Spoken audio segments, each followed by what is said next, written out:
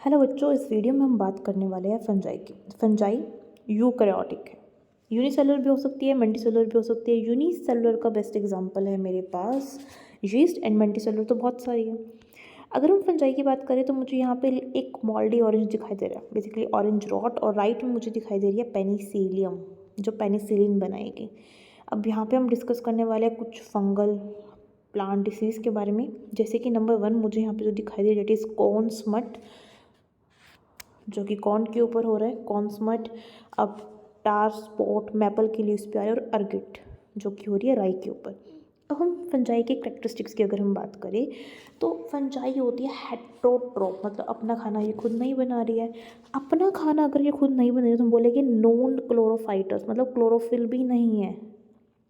इसके अलावा कुछ फंजाई के अंदर होते हैं डाइकैरियोन स्टेज, N+N स्टेज, जब दो हैप्लॉइड न्यूक्लियाई इकट्ठे एग्जिस्ट कर रहे हैं सिंगल सेल के अंदर, उसको हम बोलते हैं डाइकैरियोन।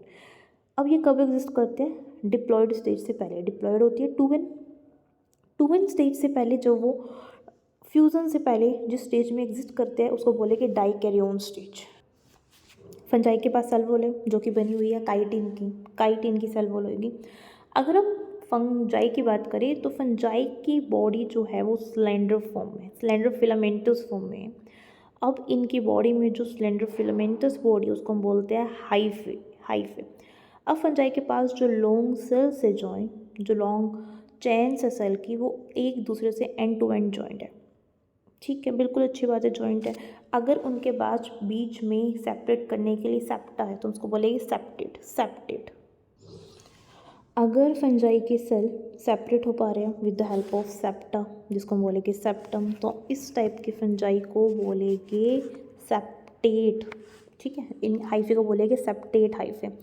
लेकिन अगर कोई भी सेप्टा नहीं है, एक ही सेल के अंदर बहुत सारे मल्टीपल न्यूक्लियोटाइड कंडीशन हो, जिसको हम बोलेंगे सिनोसाइटिक हाइफे।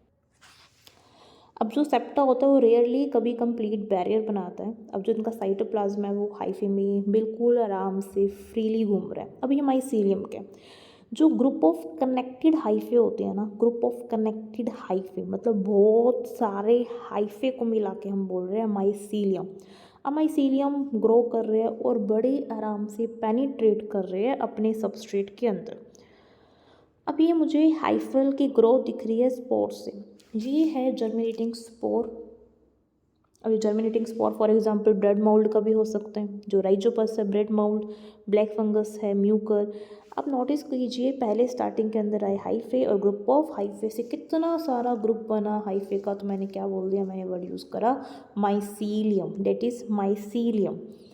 अब फंजाई रिप्रोड्यूस कैसे? फंजाई सेक्सुअल और एसेक्सुअल दोनों मेथड से रिप्रोड्यूस करेगी। बेसिकली सेक्सुअली रिप्रोड्यूस करिए जब दो हाइफे अपोजिट मेटिंग टाइप के फ्यूज़ कर रहे हैं। ये तो हमें समझ में आ गया, हाइफे चाहिए दो अपोजिट मेटिंग टाइप के फ्यूज़ होने की, और जैसे फ्यूज़न होगी तो बन जाएगा डिप्लॉयड। लेकिन कुछ फंजाई के अंदर जैसे कि बेसिडोमाइसाइड, एस्कोमाइसाइड डाइकैरियोटिक स्टेज आती है। N+N स्टेज, जब तक पेरेंटल न्यूक्लियस प्रॉपर फ्यूज़ होके डिप्लॉयड न्यूक्लियस नहीं बना लेते तब तक मेरे पास आएगी डाइकैरियोन स्टेज।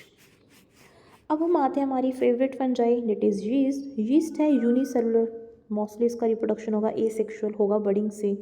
ये कार्बोहाइड्रेट को फर्मेंट करेगी और एक बहुत बड़ा रोल प्ले कर रही है जेनेटिक की रिसर्च में, क्योंकि इसका यूज़ ही बहुत ज़्यादा है, using in bring industry, using baking industry. अब हम यहाँ पे यीस्ट की बात कर रहे हैं। सैक्रोमाइसिस की स्पीसीज अगर कर रही है नॉर्मल फिजन से रिप्रोड्यूस,